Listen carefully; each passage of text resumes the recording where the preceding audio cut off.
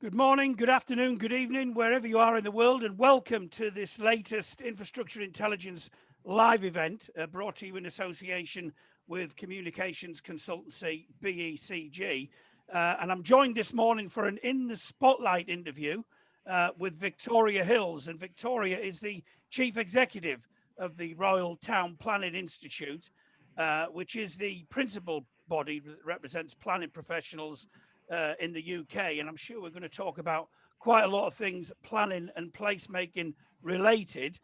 Victoria joined the RTPI in 2018 and has got a wealth of experience, more than 22 years experience in the fields of planning, transport and organisational leadership. The RTPI, very influential organisation. It's got more than 25,000 members. And I think it's fair to say, particularly in this post-COVID environment in which we're all living at the moment, the profile of planning and placemaking has probably never been higher, and particularly the future of it as well. There's a lot of talk about what our towns and city centres are going to look like in the future, with the offices, with the nighttime economy, with the transport, and how we get to our workplaces of the future. And we may well touch on some of those issues during the course of this 1 hour conversation. Anyone who's got any questions, please do post them in the chat. If you want to put your company name in there as well, more than happy to give you a shout out as far as that is concerned. Doing a bit of research in preparation for this conversation with Victoria, the one thing that comes up over and over again is passionate about planning, passionate about placemaking, and also passionate, I think it's fair to say, about local government, local democracy, an area which Victoria has worked in quite a lot during the course of her career. In her current role, she makes a case extremely forcefully, I believe, and very well for resourcing, planning, and advocating the important role of putting planning at the heart of government delivery for the quality places that people want to live in. So I'm looking forward to this conversation with you, Victoria, this morning. But first of all, I just want to ask, what made you want to get into the planning and the building sector in the first place? What brought you to this industry? Well, good morning, Andy. Thank you very much for having me. And well, I was a geographer by background, really interested in places, people and places, but actually as a child, I remember trying to figure out why places came to be where they were. That was the geographer in me. So I sort of naturally fell into planning through my geography degree, but in that I developed a real interest in this placemaking aspect that led me back to transport, actually. And for me, transport was the most important part of planning. I was the only one on my masters to specialise in transport, and everyone I think at that time was interested in regen and retail, and I had this real desire to understand more about location of development, how things knitted together, and this real powerful role of infrastructure, particularly transport, in unlocking it. So I was very fortunate to have my calling down that route. I've never really looked back. It's something that genuinely interests me to this day. I'm sure I've borne my family senseless on it when I'm out and about. I just like to get a feel for the place. Yeah, so geography by background, but really lucky to have fallen into this fantastic career that is very, as you say, of the moment. Little did I know when I took the job at the Royal Town Planning Institute in April 2018, just how profile planning will come this year. I don't think I've ever seen it quite as top table as it is at the moment. It's interesting you talk about transport and the interrelationship between that, and of course, prior to joining the RTPI, you were chief exec of the Old Oak and Park Royal Development Corporation, which is, I suppose, UK's largest regeneration project around the whole hub, around HS2, around the Elizabeth line, Crossrail, and so on. What did you learn from your time in that role? That's a big question. Where to start? I mean, I was obviously attracted to that role because I was taking my 2012 program management experience. There was the town planner in me, and there was the transport planner, and putting it all together. I mean, where else would you want to work? It's got it all going on. For me, I think in thinking about what I would learn or take from that, really putting a shared place-based vision right at the heart of what you're trying to achieve, what everyone's trying to achieve from the outset, is really where that project perhaps should have been a bit more upfront. You've got a major infrastructure project, possibly the largest in Europe, coming into an area that hadn't really seen much change for 20 years. And I think the need to get everybody on the same page from infrastructure, from planning, from the get-go is really, really important. We work very closely with colleagues from HS2 on this mega station. You know, it's quite phenomenal when you think about it. This project's going to continue to grow and deliver in its size for many, many years. But I think the thing I would take out of that is trying to get infrastructure more cognizant, if you like, of its placemaking potential right from the outset. And I'm not sure if that was one of the initial goals of HS2, was to deliver great places around it. If you look at the original business model, it probably didn't say as much of that as it could have done. And I think that will be a learning that all infrastructure projects take out now. And I know that my conversations with Network Rail, for example, they look at projects in a different lens now to how they would have done perhaps 10, 15 years ago. Why do you think that is? Well, I think the business case, if you like, the business of making business cases is a lot more robust, a lot more scrutiny now. And it's not just good enough to say this project is about moving people around. It has to maximize the benefits and look at the opportunities for jobs, for homes, for community. And I think that conversation has moved forward light years compared to where it was when I joined the industry, when it literally was just quite a basic benefit cost ratio. You know, the whole BCR is evolving and is continuing to do so with the Treasury, with the Green Book. So I think it's an exciting time, actually, because everybody can win out of this if they work together. It's interesting that you mentioned there about infrastructure and the benefit that can bring around place. There's a lot of talk, and we get a lot of talk on our events about social value in particular, and you know, the real difference that infrastructure development can make. And sometimes that, I think I get the impression that isn't stressed not nearly enough by our industry. And I don't know why that is, because at the end of the day, our industry delivers change and ultimately transforms people's lives. I mean, how can we get that across better, and how can infrastructure up its game in that area, in your view? Well, I think, you know, traditionally, if you look at the people that would have been working on those infrastructure projects, they were infrastructure projects, they were engineering projects. And therefore the skills and the dialect and the narrative and the people you would have been working with on that would have been within that sphere or that particular silo, if you like. I think as we all have to work harder to make the case for infrastructure, it's not just about money, it's about the carbon footprint, and it's about whether it's in the right place. It's about leveling up, it's about a whole heap of things.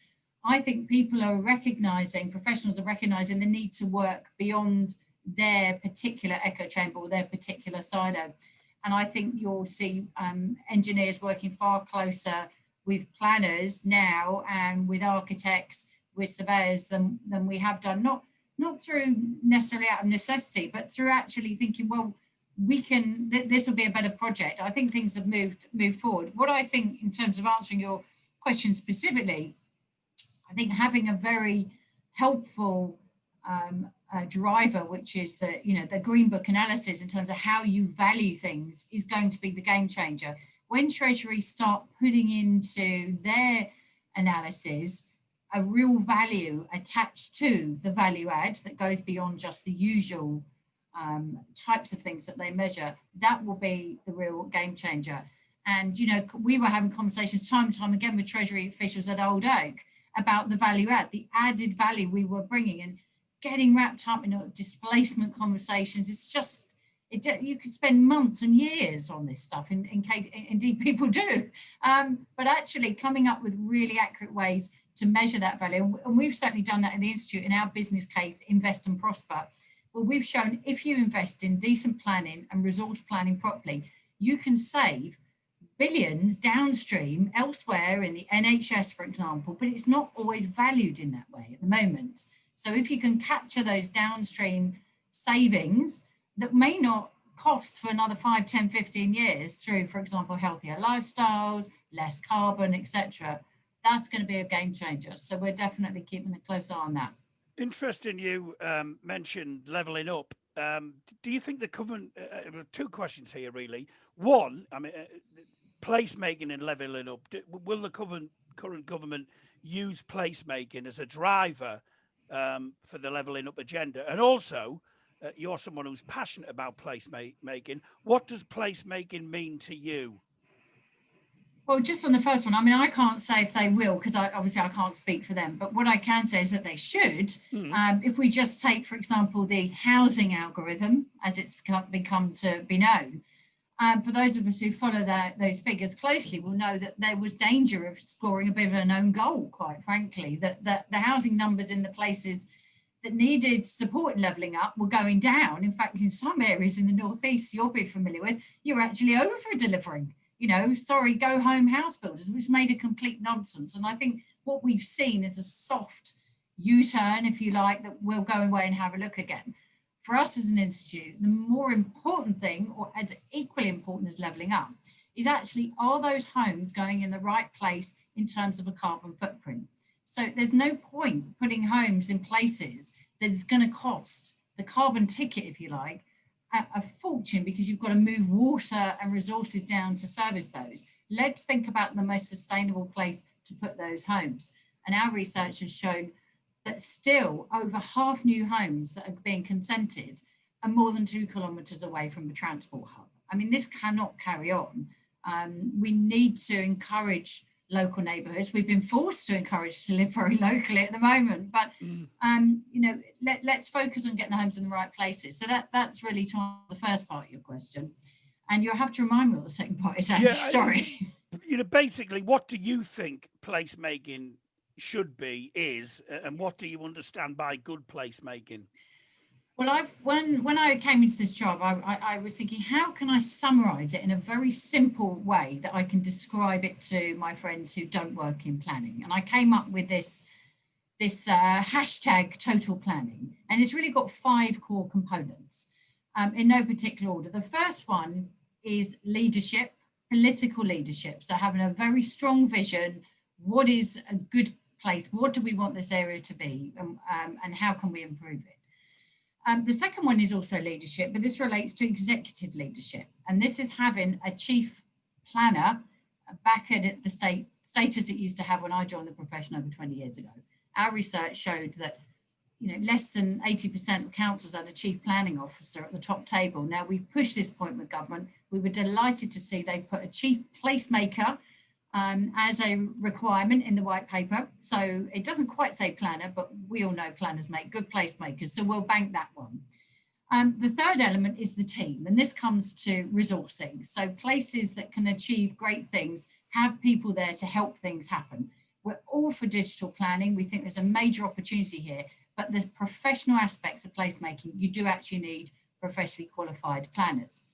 The fourth aspect, and this is really, really important, you can have all of the top 3, but if you haven't got any funding or financing to deliver stuff, then you'll just be having lots of conversations about what you might do some sunny day. And then the 5th element, which is perhaps as important, if not more than all the rest of it, is the community. You've got to take the community along with you as part of the conversation. They've got to want to have it. Now, if you put all of those 5 bits together, you can create successful places. Now, we can see good examples of this where, you know, local authorities and leaders get together with government, with the private sector, and they put it all together and package it up, and great stuff happens. King's Cross is a favourite example of mine, because I used to live not very far from there in the early 2000s off Caledonian Road. And believe you me, I did not like hanging around there on a Saturday afternoon. Well, I didn't hang around there, but I'd get in and out, and it's completely transformed in less than 20 years. That's an urban context, if you like. I'll just chuck in another London example, if I may, because they had a real success this week. Some of you may have seen the announcement that Meridian Water got for infrastructure funding to help them get further along than they already are. That is all being done within the existing planning framework by a local authority who has put all of those components I've just mentioned. They've brought it all together, and guess what? They're getting on and delivering. If we can see more of that, you can get successful places. And there are a lot of naysayers out there who say, Meridian Water, it will never happen. Well, guess what? Peter George and the team, they're getting on with it. So I doubt he's watching, but if he is, well done. We need more of that. I've been doing quite a bit of reading about, I suppose, planning and it wasn't called placemaking then, but some of the stuff in the early 60s about housing policies. I'm quite interested in the whole council estate movement, having grown up on one myself, actually. But do you think that was a forerunner of modern placemaking? And do you think there's some lessons that can be learned from both the successes and, I was going to say failures, but disasters in some case of some of that? What's your view on that? Well, I think you can, if you look at the Peabody Trust, for example, there's some great examples of that. But I'd like to go back a little bit further, which is the origins of where planning started and placemaking was actually out of the Public Health Act. And it was the need to, quite frankly, keep people healthy enough so that they could work in your factory, led to some great places being created, for example, Bourneville, but also celebrating its centenary this year. Unfortunately, we couldn't go along to the party because the party's postponed till next year, but Welwyn Garden City. I mean, that is one of the ultimate kind of places that has maintained its great placeness, if you like, because of the stewardship model that's there to keep it going. So none of this is rocket science. It can be done. Where there's a will, there's a way. So I think, yes, great lessons from all of that. Fast forward to where we are now, our research has shown nearly every local authority in London is now in the business of council house building. When we first did our research, I honestly thought the reason that they were doing this was because it was going to create them a long-term income stream to fill, various black holes, which unfortunately even got bigger this year. But it turned out I was wrong. The reason that they are building homes in councils or in London is because they need to provide quality housing for people in need. I mean, it's obvious actually, isn't it, if you think about it? So I think that there's got to be a stronger role for that. We've seen the social housing white paper this week. We won't get into the detail of all of that. But there is a real urgent need here now to get on with providing social housing. What we're seeing at the moment is the model's not working. The numbers in London are going backwards. And, more and more is the reliance on the infrastructure levy to provide social housings. It cannot be right that the private sector deliver more social homes than the registered providers. I mean, something's gone wrong in the wiring here. And what we're saying as an institute is we need to have a look at this model, and we need to look at how we can deliver social housing better, because currently the numbers show that it's not working as well as it could. I mean, the Prime Minister and the government have obviously, spoken about build, and you mentioned housing just there. How do we ensure that we don't end up with poor quality housing and isolated communities in the rush to build? How can we guard against that? Well, yes, we need to guard against that, because we've got some recent horror stories through the race to deliver through permitted development has seen, for want of a better expression, people living in rabbit hutches without windows. I mean, this cannot be right in the year 2020. Now, we're delighted through pressure that we put on with some of our colleagues, Ariba and Rix, that they have now, stopped the press requiring a window in a house. I mean, can you believe it? But the space standards are still not good enough. And, we're all for flexible uses, but you need to have a proper approach to plan homes, really. And we don't think permit development, as it is currently framed, is the right way to deliver lots of homes really, really quickly. So yes, we think there's clearly an opportunity here in modern methods of construction to deliver better quality homes, and offsite provides a real opportunity to do that. And we think that that's quite an exciting innovation. But at the heart of it, you've got to have those components that I talked about earlier. You've got to have buy-in from where are those homes going in the first place, because if you don't, you'll get drawn up in all sorts of legal battles, not going to do anybody any good. You've got to have a clear strategy on where they're going, and you've got to work with the local authorities. Got to work with the private sector really to get that vision away. What we've got to move away from, what we've got at the moment, is this sort of, and no doubt you may get on with it, get onto it with your questions, sort of finger pointing that it's all planning's fault that there's not enough homes being built. Well, actually, with over 300,000 consents a year, maybe it's something to do with the delivery model, not the consents. Wouldn't it be a wonderful thing if all those consents actually were built? And of course, it's hugely complex. We saw that with Sir Oliver Letwood's build out report, which sadly is gathering dust on the shelf, where we want to dust that off if government aren't, and say, now, come on, we need to get on and look at the structural challenges here. So we think there's a huge opportunity to build the right homes in the right places,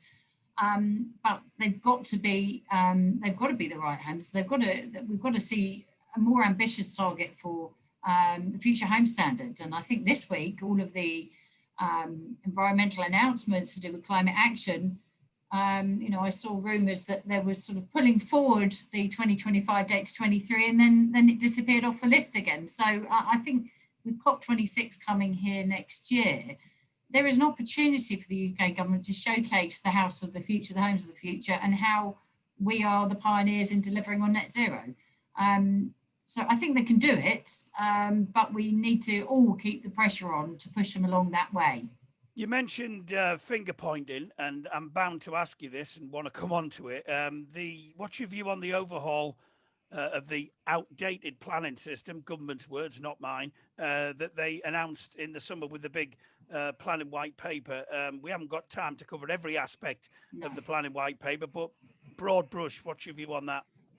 Well, we made it very clear in our submission that planning and all the successful things that have been delivered, in quite recent history, have been enabled within the existing framework. So I'll go back to the resourcing part. The government don't like to hear that because they think it's just throwing money at it. But if you take 20, 30, 40% out of local authority planning departments, is it any wonder that they're reactive rather than proactive?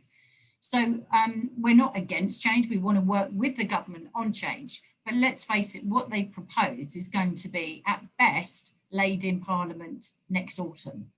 And so we are behind the scenes working with them on a number of aspects. As you say, we're not going to go into them all today. But, there's no point us jumping up and down and saying, we don't want change, we don't want change. There's clearly change coming, so we want to work with the government on that change. But we're making the case to resource things now in the meantime. And actually, what I think we will see is a bit more incremental change rather than a big bang change. Because, some of the changes that are proposed on housing numbers, for example, you've already seen the uproar that's been caused on backbenchers, councillors across all the political spectrum saying, hang on a moment. But actually, there's a big cultural change on the table here. I mean, just to focus on one aspect, which is the areas, or people call them zones, but zone isn't used in the paper. We're talking about a growth zone or growth area. Yes, garden communities, urban expansions, not very different to what we do now. Talking about protect zones, kind of the same, but there's a lot of detail in that to get into.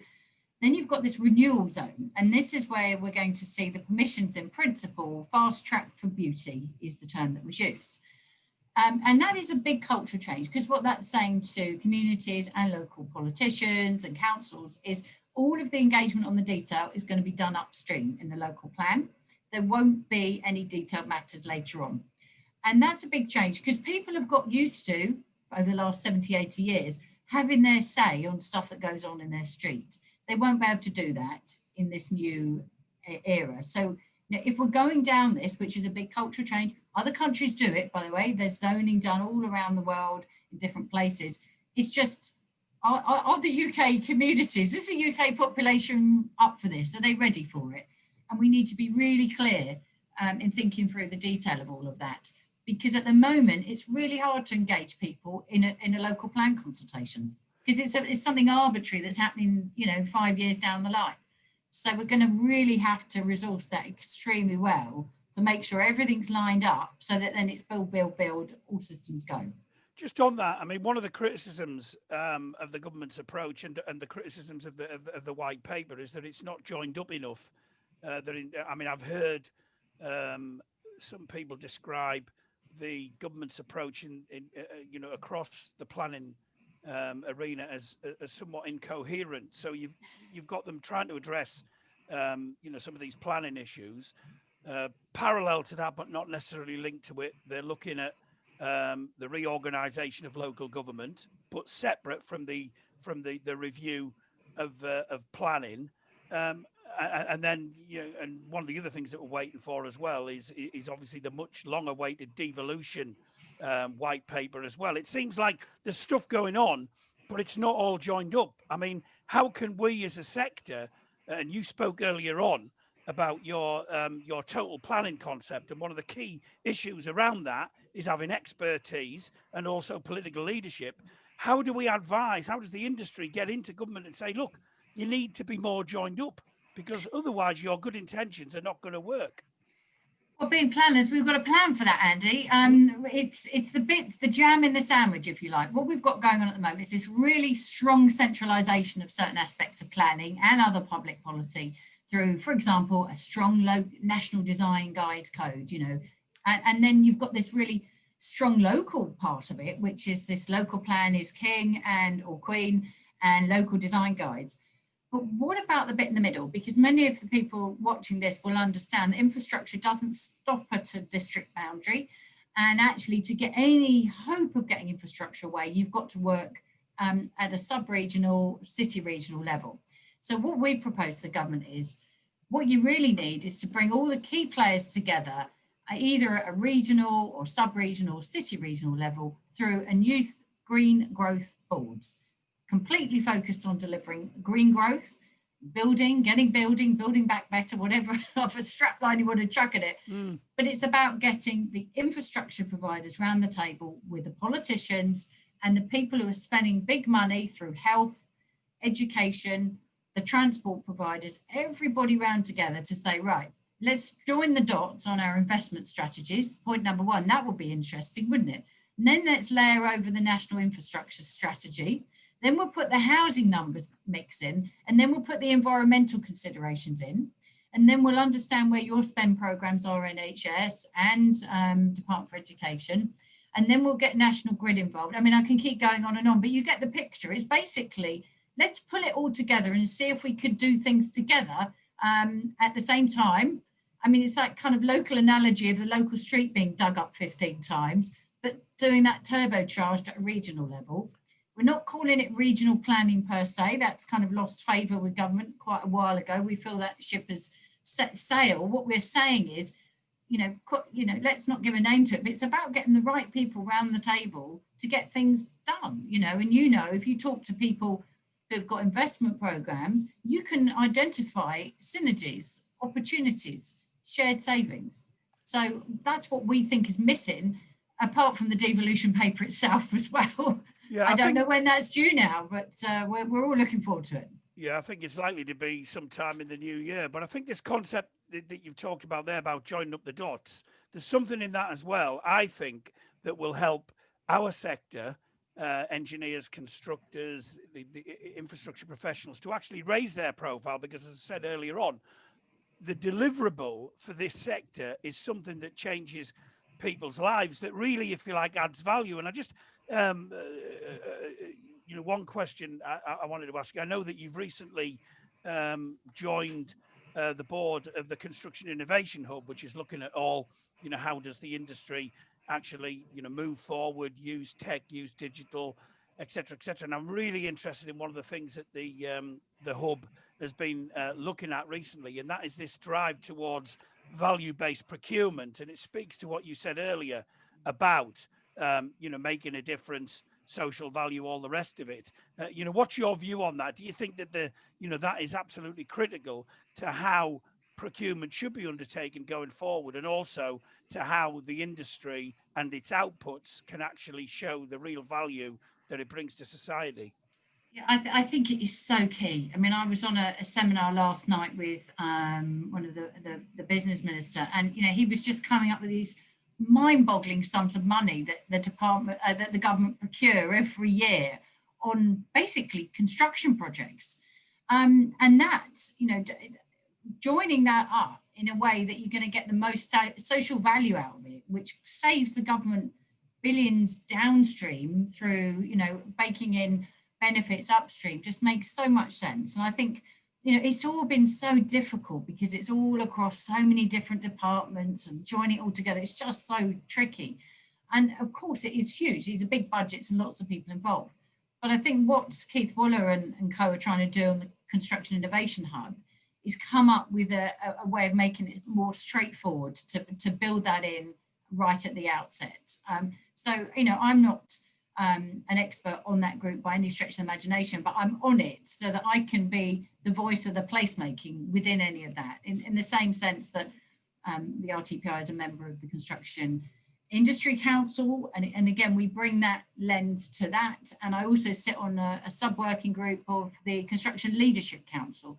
Now, these aren't places that planners used to hang out in, but this goes back to my earlier point on collaboration and working across the area, across areas, if you like. And when I was preparing for this conversation today, I had an expression spring up, which isn't related to my professional life, but it's something my personal trainer always says to me. And she says, Victoria, you've got to get comfortable at getting uncomfortable. And I think that is a really helpful, really helpful thing to say. Actually, don't just do things in the simple, easy way with the people that you've always done it with. You've got to kind of break down the echo chamber or the silo that you're working in and try and do things in a different way and get comfortable getting uncomfortable. I mean, just on that, I mean, obviously, you know, when major projects, you know, get mooted, there can be opposition. You know, obviously, you know, people won't necessarily want to see a new railway line at the bottom of their street or even a road. This concept of early public engagement, you mentioned it again as part of your total planning approach, the importance of community. How do we make sure that we do bring those often, you know, oppositional voices to the table in order to engage them and hopefully get clarity on development? I mean, I draw upon experience in London, probably Old Oak again. And actually, in my experience, generally, most people want something. Some people want nothing at all apart from a quiet life, and they're always going to be the hardest ones. But generally speaking, most people in the community want something. And what we found at Old Oak is you've got a very sort of bordering on wealthy area, bordering on a very poor area around the hub at Willesden, just to the north. And so actually what was really important for some local people, the starting point is you need to have the conversations with them. You've got to put people in the ground. So we put community engagement officers, which we recruited locally. That's a big tip, I would say, is get them from the local area, so they're local people. And in doing so, HS2 then decided to come in with us and get their local person located locally in a building called The Collective, actually, which was a local location that people could come in and just have a conversation. And what was really important for people locally, particularly in the poorer parts of some of the boroughs there, was jobs for their children.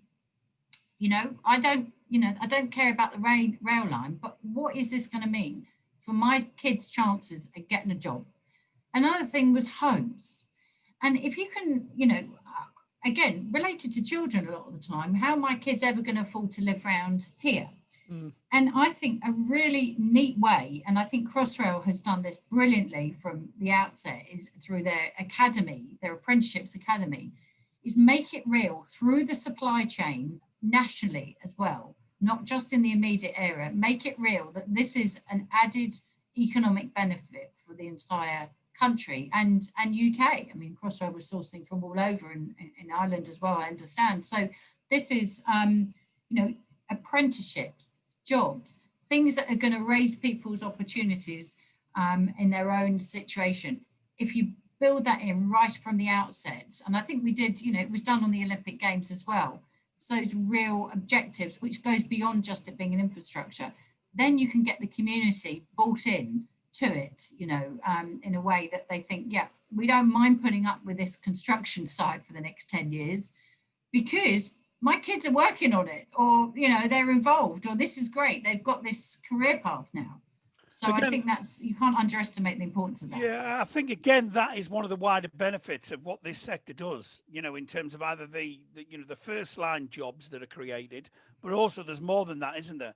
And I think we've really noticed that over the last 8 months in terms of the related jobs that either are put in jeopardy or basically just aren't there because of other industries closing down. You know, we've obviously seen that through the COVID, the situation. Now, I want to turn to that, and we've done quite well, 40 minutes, and we're only mentioning COVID-19 40 minutes in. Well, we haven't mentioned the B word at all, so you're doing even better, Andy. Yeah, well, we were not going to mention that, actually, if I get my way. But anyway, moving on, I mean, clearly, there's been loads of discussion, hasn't there, about the way we work going forward, the death of the office, all that kind of stuff, and also the future of towns and cities. What's your perspective on that? How do you see the future of city and town planning in a post-COVID world? And if you can try and be a little bit brief, because I've got a number of other questions I want to get you quick fire answers on as well. Really, really quickly. I think we've been on a bit of a journey, and we're still unpacking all of this, by the way. So there's still still some way to go. In the summer, I think people had moved to we're not going back to the office ever. We love all of this. Now we're going into the darker months. Most people I speak to are really missing their colleagues. They're getting serious cabin fever. They love the work-life balance and the fact they can be at home, but they probably are envisaging that they're going to be in some sort of formal setting, maybe 2 or 3 days a week, those people who weren't working from home already. And I think people have missed so many things this year, but they've actually just missed people. So I think we could see a real boost coming back to cities. You know, I've got a director who's based in Cardiff, and obviously they've just come out of the lockdown, and she was in the office this week, and I said to her, what's it like out there? She said, it is absolutely packed. Everybody's out shopping because people miss people. So why am I saying that? I think that cities, offices, the office I'm sat in now, it's going to evolve. We're going to make changes here for the better. But people will still come together in the way that they have done for hundreds and, quite frankly, thousands of years. I'm sat here in the heart of London at Monument. This city is absolutely quiet at the moment. It's terribly sad to see it, but this is temporary. This is temporary. There's too much cultural heritage here for this city to pack up shop, and that really can be said for all of our towns and cities. So, you know, we are where we are at the moment. We will be traveling and working in different ways, but I think people are still going to want to move around. They're still going to want to come together and collaborate.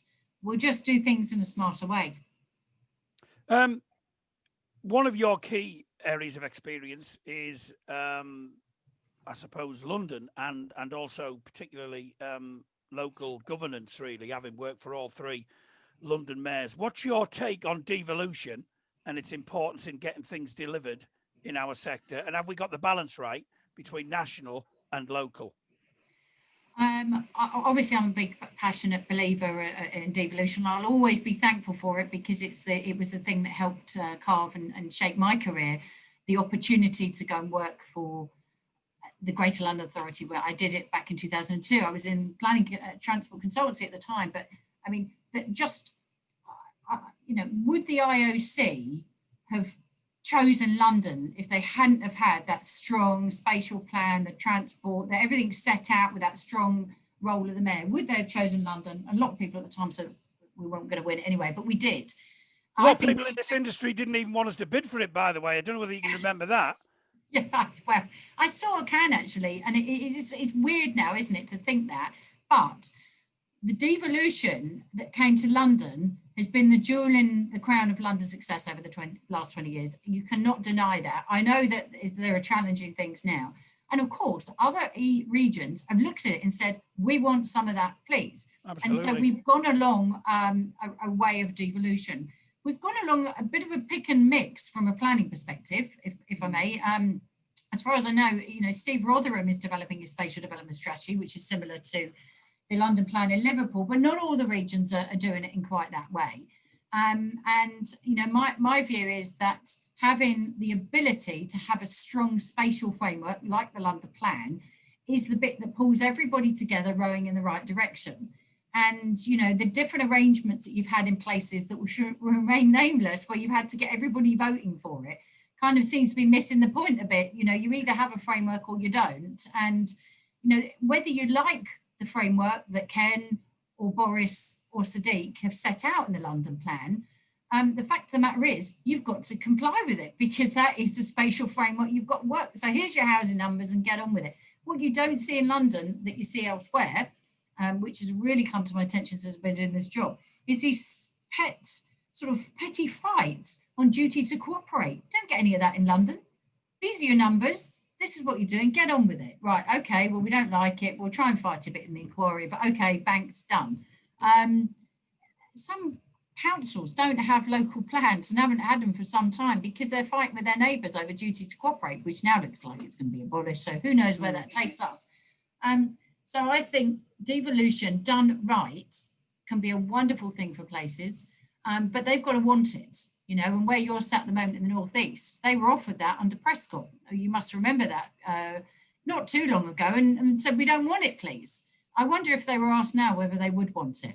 Well, it's interesting. We had a very interesting mayoral roundtable event. Steve Rotherham was on it. Andy Burnham was on it about a month and a half ago. We had representation from north of Tyne. I'm personally passionate about devolution. I think there will be more local mayors, but I think it's more than just mayors. I think the democracy element needs to be there as well. Yes. And I noticed Lord Adonis, whatever happened to him, he wrote an interesting piece in the New European, which is a newspaper not many people read, but I picked it up on social media just today, about a federal UK. Now, having looked over the water at what happens with the federal system, particularly around elections, you know, I mean, it's really interesting, actually. I think you will see more devolution going forward. And I think it's a fascinating area and one that we're really interested in here at Infrastructure Intelligence. We will be actually looking at that issue much more in the future. A couple of more questions before we wrap up. Quick fire ones. Firstly, and I know that you were involved in working around the Olympics, which must have been absolutely unbelievable thing to work around. And I'm not trying to lead you in this answer, but what's your favorite construction project to work on and also to look at? Wow. I mean, I on the Olympics, I was working on the city operations side, so I can't claim credit for the amazing projects that were delivered at the Olympic Park. Although, I mean, that experience was an absolute honour looking back, and that was a career changer. And to be honest with you, the operational aspects that I was taught and that we deployed during the London Operations Centre Games time, that I then put to bed at the end of 2012, all of that clicked straight back into action on the 24th, 25th of March this year. And that training that I had to move into operational mode and how to mobilise and change very quickly, it stood me in absolute stead. And I know that from my 2012 colleagues, many who I'm in touch with on LinkedIn now. We were so very fortunate to have that experience. But in terms of the infrastructure project, my favourite infrastructure project, which again was another career defining moment, was when I got to lead the Old Oakham Park Royal Development Corporation. I mean, High Speed 2 is a mega project, and it is the benefits of that are just really only being sort of fully realised. And, you know, this is a project that's going to be delivered for many, many years to come. And I hope at some point in the future, I could perhaps get involved back with it again. I think it's a really exciting project. Not necessarily Old Oak, I should say, but, you know, somewhere else in the HS2 sphere. I think it's a great project. It's got a fantastic team working on it. And I think that everybody really should get behind this, because we're incredibly fortunate, I think, as an industry and as a population, that the government aren't getting a wobble on it with all this spending that they're having to do at the moment. It's full steam ahead. So let's get behind it and make the most of it. Speaking of full steam ahead, obviously crucial in delivering a lot of this stuff will be engineers, will be planners. What can they do to raise their profile more? I mean, I know you and I had a conversation in preparation for this interview when you spoke in glowing terms about the previous roles of chief planners who would have their names on plaques next to significant items of infrastructure. Maybe we should go back to those kind of days. But what can those professionals do to raise their profile more? What can society do to value them more? Well, yes, I think raising the profile and being very clear what the importance of the role is number one. Because when I came into this role, I was banging on about chief planning officers, and I lost count the amount of time people said to me, professionals, and some of them even my mates, "You're going up the wrong avenue there. Forget about it. Those days are gone. We don't need a chief planning officer at the top table." And I'm thinking, but hang on a moment, if we're not at the top table, who is? So I kept banging on about it. We did research, and we've got a win in Scotland. They put it into legislation that there'll be a chief planning officer statutory position, and we're on the cusp of achieving it in England through the white paper. Now, if I was in one of the other professions, let's just say I was running the Institute of Civil Engineers, I would be absolutely saying, what happened to the equivalent? I think it was Mr. Plummer, whose plaque is on the opening to the Blackwall Tunnel when you drive south. The city engineer, this was a real prestigious thing. Where have they gone in the local authorities? Unfortunately, I mean, the intelligent client aspect, putting it into modern day speak within local authorities, I don't meet too many city engineers in local authorities these days. I think that there's a really important case for that in terms of who's holding the ring on that locally. I'd say the same on design as well. Chief architects, they're not there. And so I think, making a case for these really important civic positions that you would find in other countries around Europe, but we don't seem to find here. And the other thing I think that is missing in all of this, and it came out a little bit in the Letwin review, but we've been saying it for some time, is at the moment in planning, you have a development control, stamp, there's your permission, and then you have a local plan team. But where is the team, the development team, to work with the sector to help get stuff done? The reason why Homes England is having phenomenal success, and just check out their latest annual report on their stats, it's amazing the work that Nick and the team there are doing, is because he has a team of people, a crack team to get stuff done. We should have that in local authorities. They have it in the Netherlands. And that could be your engineer, or working side by side with the utility companies to unlock things, the sorts of things that see schemes fall over because it all gets far too difficult. And we would have the planners in there, development planners. This is what we had at Old Oak. It's what they have at the Development Corporation at the Legacy Corporation. There's a development team, but the local authorities don't have that. And I think having a development team with all of the right people, the surveyor, the architect, the engineer, the planner around the table, whose job it is to, right, we've got this consent, now we're going to work with that developer to say, when are you starting to build? Because that bit doesn't happen now. It's when do you get on site? Well, we don't know. Tell me, what do you need to get on site? Because this one's too important. We need those homes built. We need that road built. We need that roundabout, whatever it is. And I think, it's not rocket science, but if we can find a way to make that case for those development teams, we're certainly making that case as an institute. That will be really, really important. And the private sector would just be falling over themselves, quite frankly, to support it also, I'm sure. I think that, again, talking about bringing different people together, diverse voices to the table, it's what I think this industry should be all about. It leads me on to my next question, and I'm glad we've got this towards the end. And that is, you're a high-profile woman leader in this sector. What's your take? I mean, on diversity in our sector? In some ways, I think it's improving, but then in other ways, I don't think it is. What's your take on it? Well, I've always, I never got hung up in diversity early on in my career because I always fortunate had parents who said, you can do whatever you want if you work hard. So I never thought of these barriers. And actually, I never really, if someone put a barrier in my way, I'd find a workaround, and because nothing was going to stop me. But that's just my personality. And I guess I'm a bit tough with it and I can get on with it. Things are improving, there's no doubt about that, but there's still not enough BAME or women at the senior top table in construction, in planning, in architecture and engineering and surveying, just not there visible. Now, things are improving. I do think that the pandemic will afford another game changer in flexible working, which will be helpful for families and people who have caring responsibilities, because this isn't just about women. There's a lot of men out there that have caring responsibilities as well.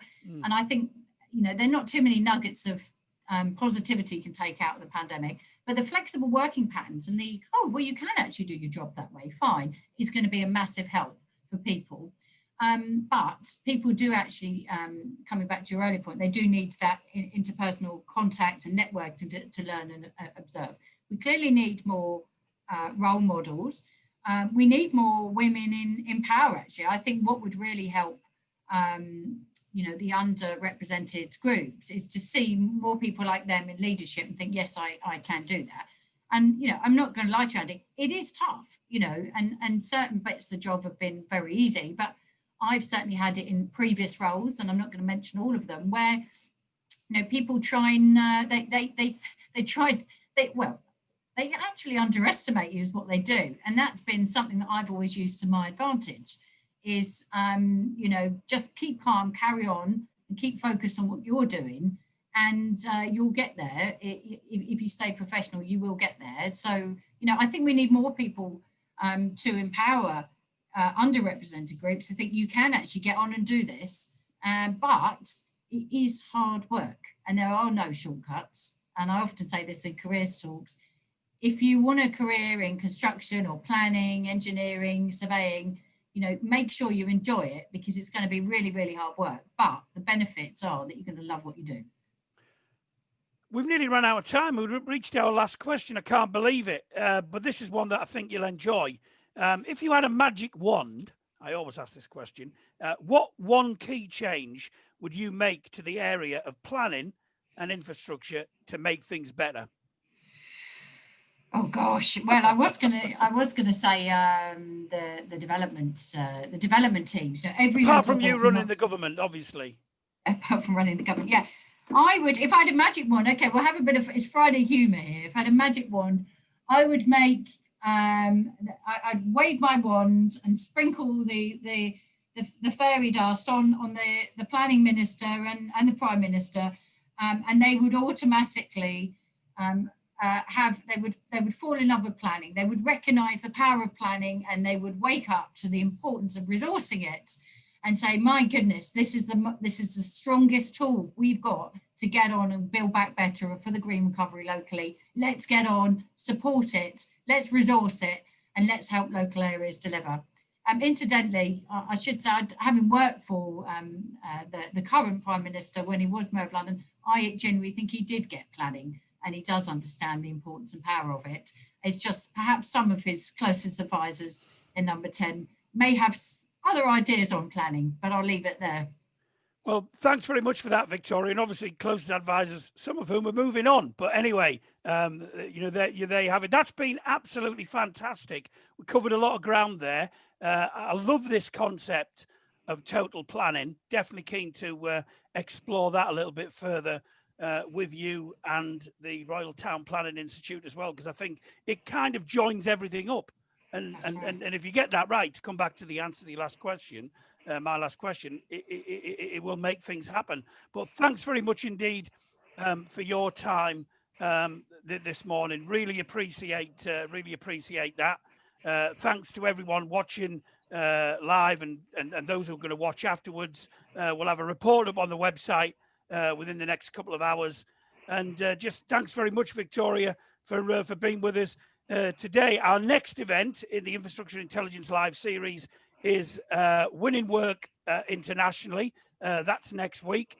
And then in a couple of weeks after that, we've got our end of year event. Where did the year go? An end of year event where we will look back on what was a frankly incredible year in many ways, and hopefully look forward to what will be a better year, and a year which, as Victoria points out, the Prime Minister will finally get, and all his advisors, this concept of total planning, and we'll see these gains that we need to see going forward. So thanks very much to everyone for joining us. Thanks to you again, Victoria, and thanks to our strategic partners, BECG, for their input to what's been another great discussion here this morning. So thanks very much. Hope everyone has a great what's left of day and a safe weekend as well. Thanks very much, and see you soon. Bye-bye. Bye-bye. Bye-bye.